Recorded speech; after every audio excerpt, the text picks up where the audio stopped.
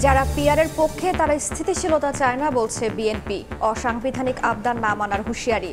প্রতিবেশী দেশের হস্তক্ষেপকে বড় চ্যালেঞ্জ হিসেবে দেখছে জামায়াত। আগামীর বাংলাদেশ চালাবে রাজনীতিবিদরাই, মার্কিন ব্যবসায়ীদের বিনিয়োগের আহ্বান প্রধান উপদেষ্টার। স্বৈরাচারের উত্থান ঠেকাতে দ্রুত জুলাই সনদ সইয়ের আশা। শাপলা প্রতীক না দেওয়ার বিষয়ে কোনো ব্যাখ্যা দেবে না নির্বাচন কমিশন, বললেন সিইসি।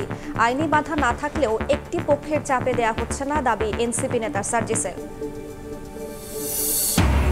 9 মাস পর 1 নভেম্বর থেকে পর্যটকদের জন্য খুলছে সেন্ট মার্টিনের দুয়ার। আপাতত থাকা যাবে না রাতে।